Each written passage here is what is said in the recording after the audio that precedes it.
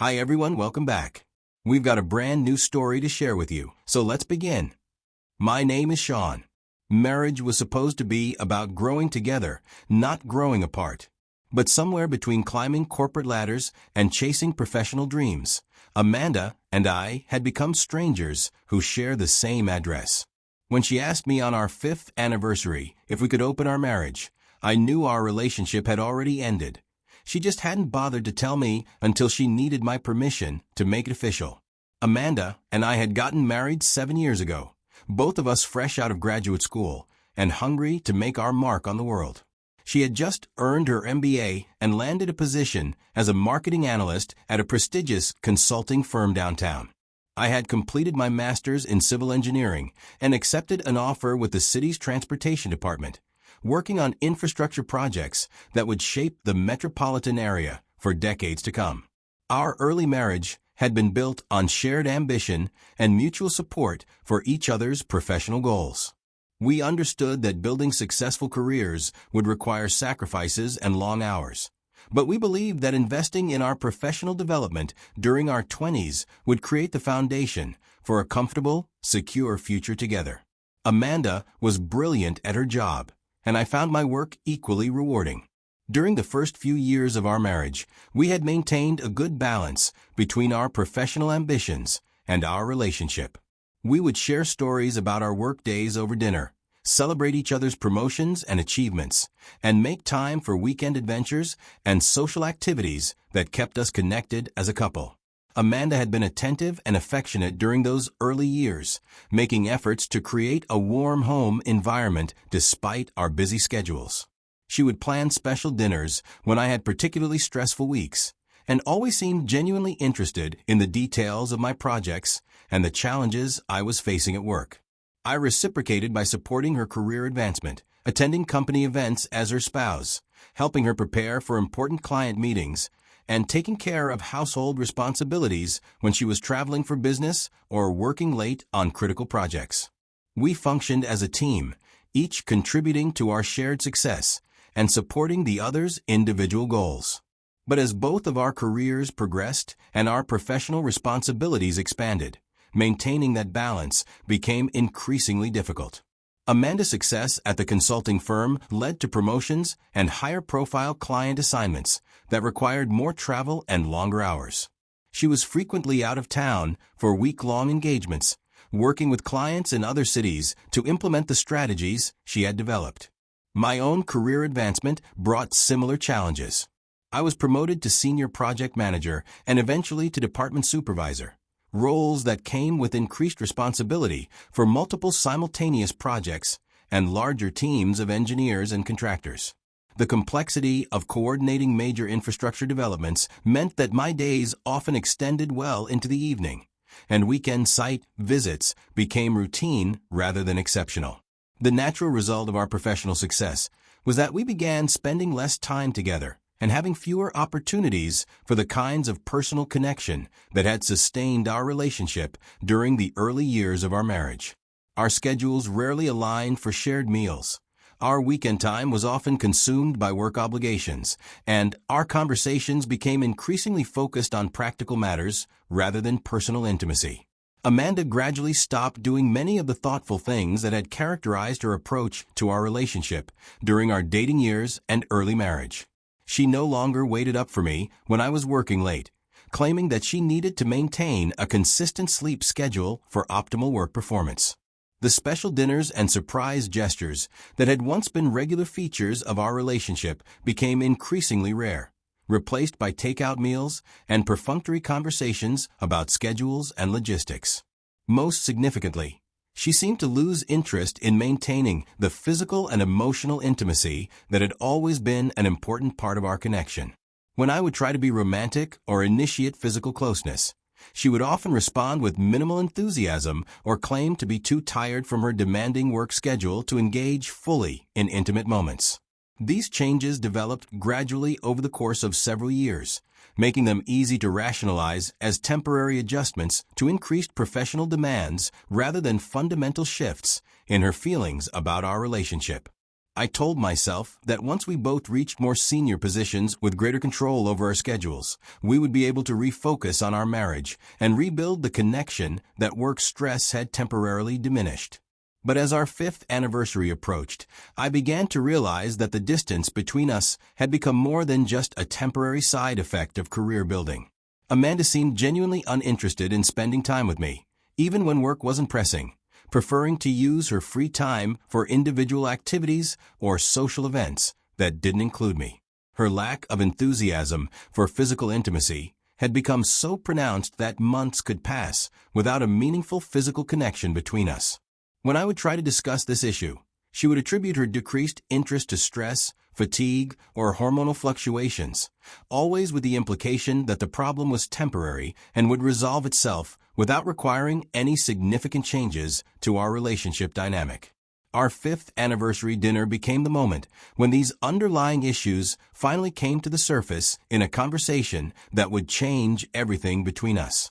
I had made reservations at one of our favorite restaurants, hoping that the romantic setting might help us reconnect and remember why we had fallen in love in the first place. Over appetizers and wine, I broached the subject that had been on my mind for months. I suggested that maybe it was time for us to shift our priorities slightly, to cut down on the relentless career chase that had consumed so much of our energy and attention. I proposed that we start thinking seriously about beginning a family, creating the next chapter of our life together that would give us shared goals beyond professional advancement. Amanda paused for several long seconds before responding, her expression growing serious in a way that immediately told me this conversation wasn't going to go the way I had hoped. Instead of the enthusiasm or at least openness I had expected, she looked uncomfortable and conflicted, as if I had raised a topic she had been dreading. What she said next left me completely speechless and fundamentally changed my understanding of our marriage. She told me that she wasn't sure she loved me the way I thought she did, that the feelings she had for me weren't the kind of deep, passionate love that should form the foundation of a family. But her confession didn't end there. After dropping that bombshell, she asked if we could consider opening our marriage, allowing each other to pursue romantic and physical relationships with other people while maintaining our legal and financial partnership.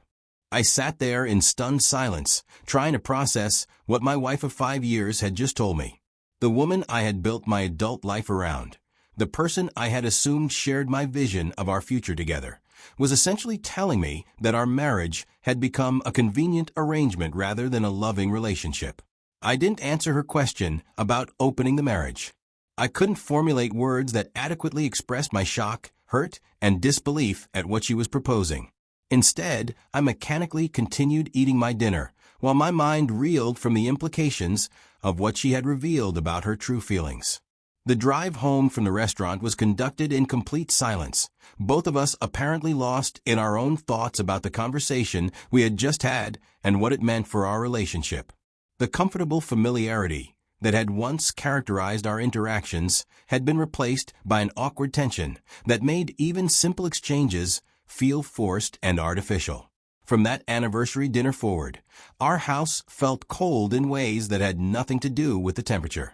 The emotional distance that had been developing gradually over the years had suddenly become an unbridgeable chasm that affected every aspect of our daily life together. Amanda seemed to interpret my silence as consideration of her proposal rather than the shocked rejection it actually represented.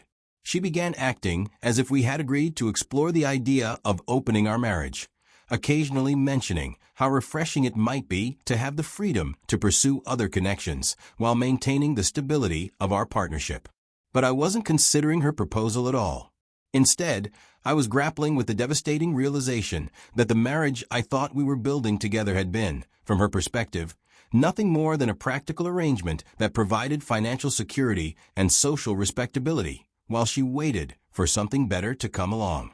After several days of thinking through the implications of Amanda's anniversary revelation, I made a decision that would surprise her but felt inevitable to me. I contacted a divorce attorney to begin the process of legally ending our marriage. I chose a family law attorney who specialized in high-asset divorces and had a reputation for handling complex cases with discretion and efficiency. During our initial consultation, I explained the situation and my desire to end the marriage as quickly and amicably as possible, given that we had no children and both had independent careers and assets. The attorney helped me understand the legal requirements for divorce in our state and the timeline we could expect for completing the process. Since both Amanda and I were working professionals with separate incomes and assets, he anticipated that the property division and financial arrangements would be relatively straightforward compared to cases involving stay-at-home spouses or significant disparities in earning power. I spent several weeks working with the attorney to prepare the necessary documentation and ensure that all of our shared assets and obligations were properly identified and valued. We owned our home jointly, had separate retirement accounts, shared a few investment accounts, and had accumulated the usual collection of personal property that couples acquire over years of marriage. The most complex aspect of our financial situation was the house, which we had purchased 3 years earlier with both of our names on the mortgage and deed. We would need to decide whether one of us wanted to buy out the other's interest or whether we should sell the property and divide the proceeds. When Amanda finally received the divorce papers, served to her at work by a professional process server, her reaction was immediate anger and indignation. She called me that evening, furious that I had initiated legal proceedings without discussing it with her first or giving her an opportunity to explain her anniversary proposal more fully. During that heated phone conversation, Amanda revealed information that made her request for an open marriage even more hurtful and calculated than I had initially realized. She admitted that she had only asked for an open marriage because her crush from college, someone whom I had heard her mention occasionally over the years, had recently gotten divorced and had asked her out on a weekend getaway. This revelation transformed my understanding of her anniversary proposal from a general desire for freedom to explore other relationships into a specific request for permission to have an affair with a particular man she had been interested in for years. She hadn't been asking for mutual freedom to pursue other connections. She had been asking for my blessing to cheat with someone she had already been in contact with and had apparently been wanting to be with for our entire marriage. Amanda tried to justify her request by claiming that the current state of our marriage was almost an open marriage anyway, given how little time we spent together and how minimal our physical intimacy had become. She argued that formalizing what was already happening would be more honest than continuing to pretend we had a traditional marriage. But her justification only reinforced my decision to proceed with the divorce. The fact that she could characterize our marriage as essentially over while still expecting me to remain legally bound to her revealed a level of selfishness and disrespect that I found impossible to accept. She also tried to minimize the significance of her feelings for this new man, claiming that her attraction to him was just physical, and that she had no intention of leaving me for him or developing a serious relationship. According to her, she just wanted the freedom to explore this connection without the guilt and secrecy that would be required if she pursued it while we were still in a traditional marriage. But I wasn't interested in her explanations or justifications. The woman who had promised to love, honor, and cherish me had just admitted that she had been fantasizing about being with another man for our entire marriage, and had only been waiting for the right opportunity to act on those fantasies. I told Amanda that I was proceeding with the divorce, and that her revelations about her crush had only confirmed that ending our marriage was the right decision. I explained that I wanted a real partnership with someone who was genuinely committed to building a life together, not a convenient arrangement with someone who was just waiting for something better to come along. The divorce process moved forward over the following months with the efficiency that my attorney had predicted. Since Amanda was working and earning a good income from her consulting career, there were no issues with spousal support or significant disparities in financial resources that might complicate the proceedings. We were able to reach an agreement on most of the practical matters relatively quickly.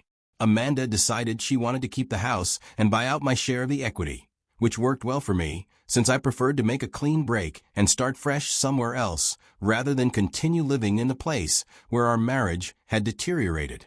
Our retirement accounts and investment portfolios were divided according to the standard formulas for marital property, with each of us keeping the accounts that were in our individual names and splitting the jointly held assets.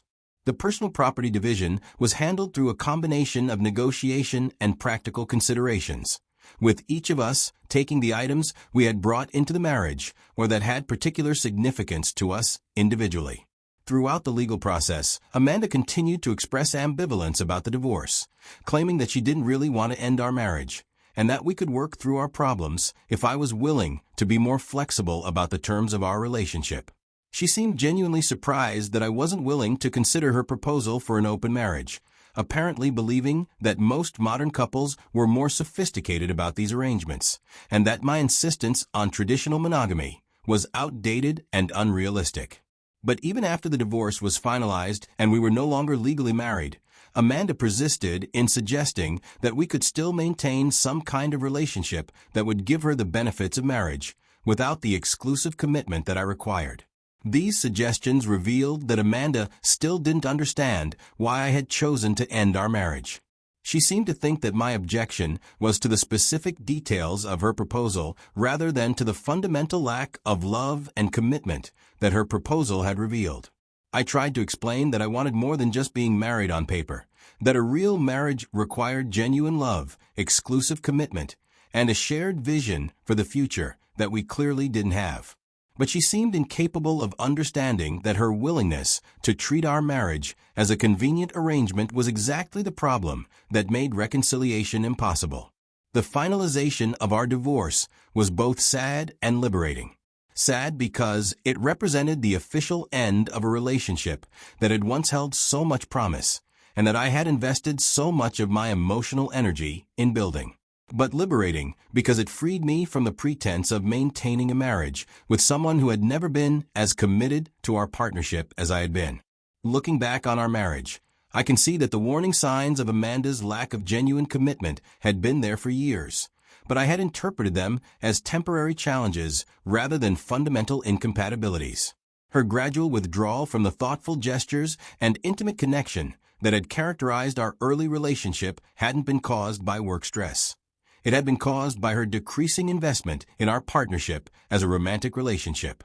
The experience taught me important lessons about the difference between someone who is committed to building a life with you and someone who is just comfortable with the arrangement you provide.